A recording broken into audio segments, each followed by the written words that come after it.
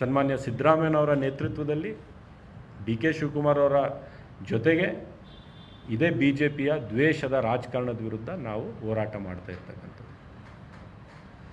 ಇಂಥ ಪಕ್ಷ ಅಲ್ಪಸಂಖ್ಯಾತರಿಗೆ ದ್ರೋಹ ಮಾಡಿದೆ ಅಂತ ಒಂದು ವಿಚಾರದಲ್ಲಿ ಯಾರಾದರೂ ಬಿಂಬಿಸೋದಕ್ಕೆ ಪ್ರಯತ್ನ ಮಾಡಿದ್ರೆ ಅದು ಅಲ್ಪಸಂಖ್ಯಾತರು ಕೂಡ ಒಪ್ಪೋದಿಲ್ಲ, ಸಮಾಜ ಕೂಡ ಒಪ್ಪೋದಿಲ್ಲ. ಆದರೆ ಅಂಥ ಒಂದು ಪರಿಸ್ಥಿತಿಗೆ ತಗೊಂಡು ಹೋಗ್ತಕ್ಕಂಥ ಪ್ರಯತ್ನಗಳು ಮಾಡಿದ್ದಾರೆ. ಅದರಲ್ಲಿ BJPಯವರು ಷಡ್ಯಂತ್ರ ನಡೆಸಿದ್ದಾರೆ, ಬೇರೆ ಬೇರೆ ಸಣ್ಣ ಪುಟ್ಟ ಪಕ್ಷ ಅವರೆಲ್ಲ ಸೇರಿ ನಡೆಸಿದ್ದಾರೆ. ಕೆಲವರು ಒಳಗಡೆ ಇರ್ತಕ್ಕಂಥವ್ರು ನಡೆಸಿರ್ಬೋದು. ಕಾಂಗ್ರೆಸ್ ಪಕ್ಷವನ್ನೇ ಮುಸಲ್ಮಾನರಿಗೆ ಇದು ಮಾಡಿದೆ ಅಂತ ಒಂದು ಬಿಂಬಿಸೋಕ್ಕೆ ಪ್ರಯತ್ನ ಮಾಡಿದಾರಲ್ಲ, ದ್ರೋಹ ಮಾಡಿದ್ದಾರೆ ಅಂತ ಬಿಂಬಿಸಿದ್ರಲ್ಲ, ಅದ್ರ ಬಗ್ಗೆ ನಮಗೆ ದುಃಖವಾಗಿರೋದು.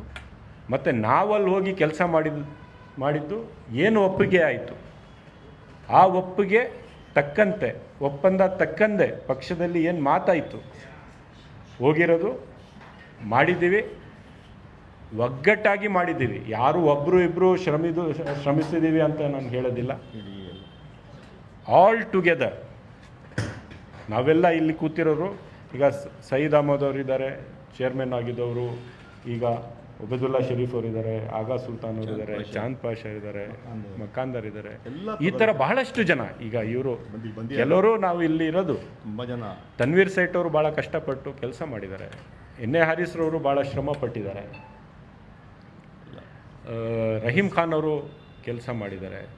ನಾಸಿರ್ ಹುಸೇನ್ ಅವರು ನಮ್ಮ AICC general secretary, Rajya Sabha member, ಅವರು ಕೂಡ 3 ದಿವಸ ಅಲ್ಲೇ ಇದ್ದು ಕೆಲಸ ಮಾಡಿದ್ದಾರೆ.